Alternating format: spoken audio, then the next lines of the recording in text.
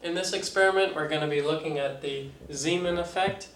This was, of course, very famous, very eye-opening in the world of physics, especially in the world of quantum mechanics as we know it today, for it showed that such things as the angular momentum hold on. Okay. In this experiment, we're going to be looking at the Zeeman effect. The Zeeman effect was very famous in history and very eye-opening in terms of physics, and that, as we know quantum mechanics today, for the time it showed that certain angular momenta of atoms was quantized and not continuous as would be expected in classical mechanics, such as Newtonian mechanics. This was not indeed the case. It was quantized, and this effect shows it. So as far as the theory, the results from the theory, I'm just going to jump right to the solution.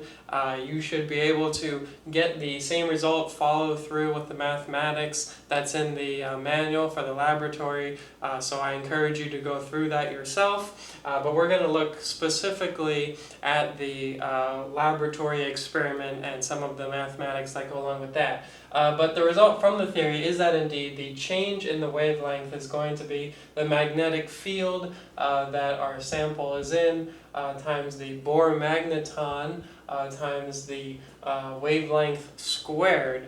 Now we'll have a certain filter we'll use in the laboratory to filter out just the part of light that we want, so that's the wavelength we're looking at, divided by Planck's constant. Now keep in mind this is just Planck's constant, not divided by 2 pi, denoted as h bar, but instead just Planck's constant, and the speed of light. And of course remember from the theory that we actually get this lambda squared term as the multiple of the positive shift wavelength and the negative shift wavelength, the wavelength that will be slightly greater and the wavelength that will be slightly less. And while these are two different values, this is actually a quite good approximation. It works out well.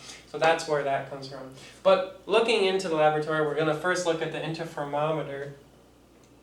And the change in length, when we're considering the ray as it comes and has an incidence angle with the one plate, and of course, you know, there's the 2 plates, one at a slight angle, we can say delta L is equal to 2d cosine theta. Of course, you should be able to see that just from the geometry, which is also in the laboratory manual.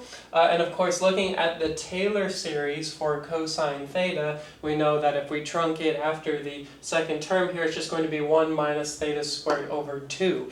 You should be able to do that Taylor series, or perhaps you have that one memorized from calculus, as it's very useful. And then, of course, we can just put in a substitution of that Taylor series in here, and of course remembering that our change in length here has to be equal to some n number plus the k that we're going to be looking at times the wavelength, the sum of these two as a multiple of the wavelength. And of course theta is going to be about equal to the radius of the kth ring squared divided by 2 times the focal length squared. Now the big situation here is this focal length, of course, refers to the camera, which I'll explain more as we go to the lab. But this focal length will be the lens of the camera, and we don't know exactly what that focal length is. Now it turns out there's a way we can do the mathematics where we don't actually need to know it. And that is this term I'm going to define here, C naught.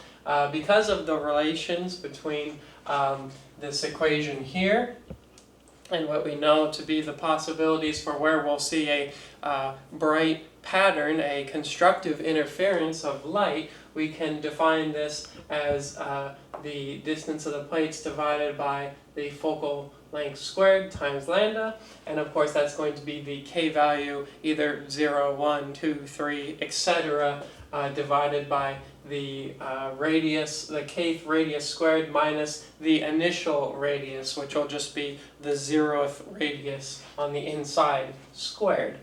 And of course, with this then, that allows us to do some matching of equations. Again, this is in more depth in the actual manual, but we can get this relation here where we're going to have some n minus kth multiple of the higher wavelength minus the smaller wavelength.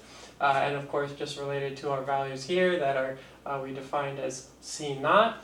And then we consider the theoretical solution that we had before, and putting that all together, doing some algebra that would take much too much time for this video, but I assume you should be able to do it yourself.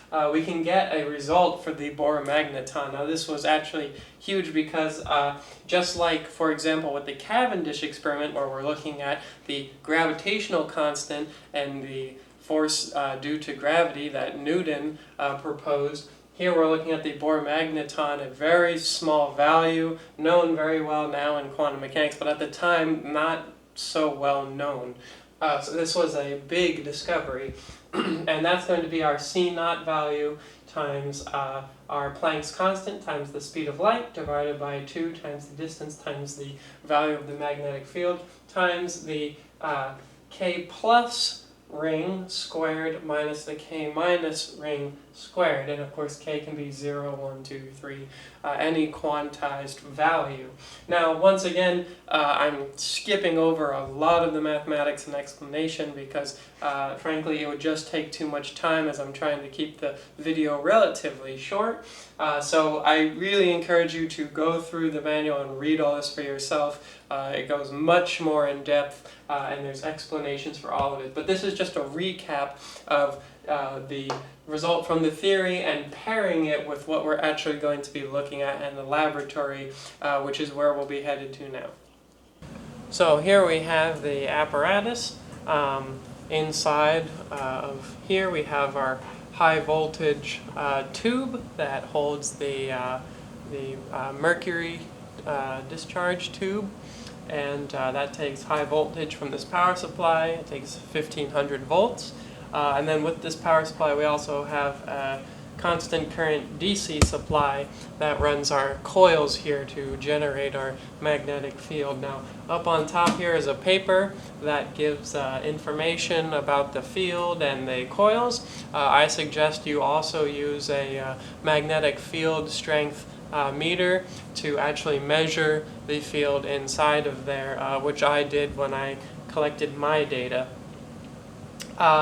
So coming from the tube then, we have the certain wavelengths associated with the spectra of mercury.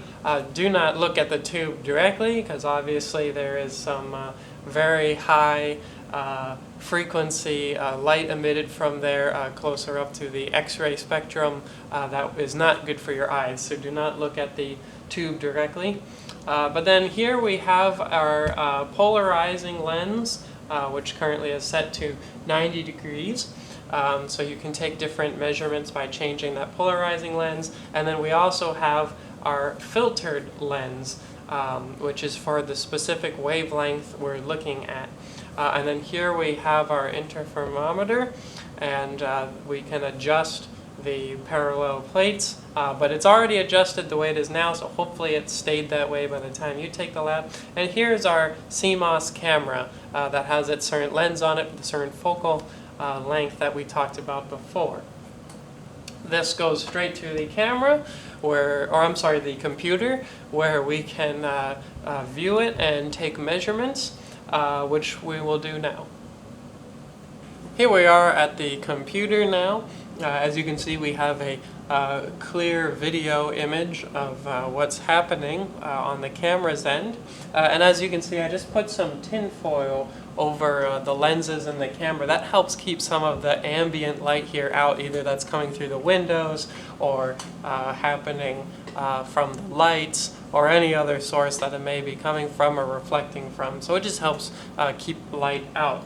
And of course the bulb is on, everything's powered up, and we're going to look at how to start taking measurements. Now the first thing is we can adjust the current on this power supply. It's a very fine current adjustment, and as you can see, I'll move it up to 3 amps here.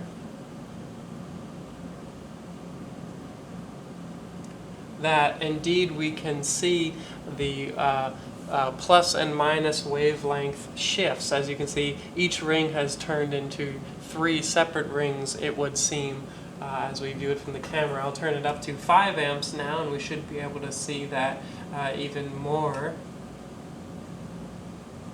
There, we're just a little above 5 amps, and you can see it very clearly. Now I'll turn it back off because we need to keep the coils cool. They will start to overheat after a while. And it goes back to the way it was before. Now, one thing I'm going to do is I'm going to adjust the settings because in order to have correct measurements, we need to have the correct aspect ratio. So under settings, the little gear up here, and movie recording, we can change this. You're going to want to change it to 1280 by 1024. That just is the way the Pasco software is. And then of course you can set your amperage. So I'll set it for 5 amps again here real quick so that we can get a nice picture of the rings separating from the center ring. And I will press the little camera icon here to capture it. And you can see a little scale comes out. Now the first thing I'm going to do is turn the current back off here because now that we have our captured image, there's no reason to keep current flowing in the coils, producing a magnetic field. And the first thing you're actually going to do is you can turn these scales off because all we're actually interested in is measuring the radius.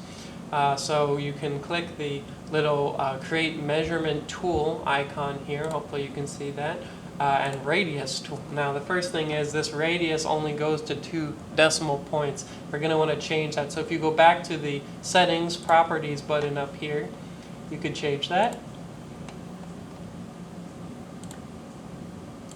So now we have it changed to 3 decimal points.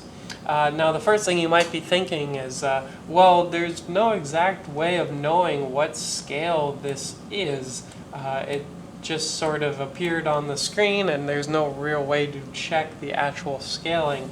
And of course this is where I would remind you that when we talk about that value C0 that we defined earlier, it doesn't actually really matter because the units should cancel out, and so the scale really doesn't matter. This could be in meters, this could be in inches, this could be in whatever.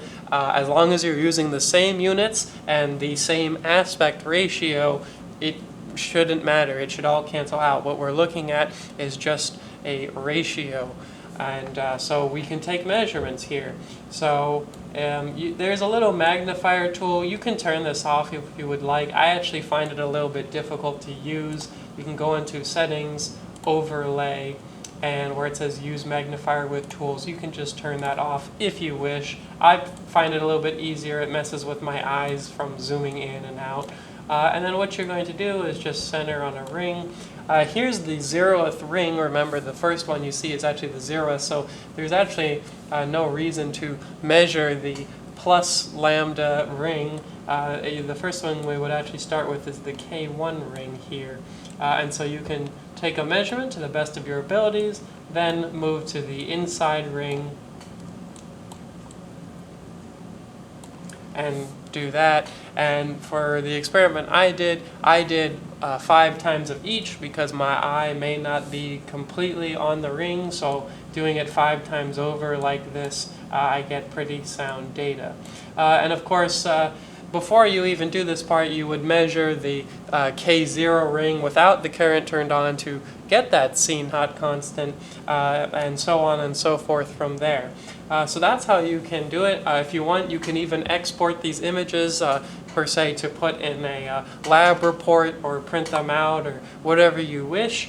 But that's how the software works, and that's how the apparatus works here. It's relatively simple, and you should be able to get values for the Bohr magneton, and of course you can compare those with the actual value that exists, which you can even find online or calculate yourself from, I think it's pretty much in any quantum mechanic or possibly even E&M textbook, depending on which one you're using.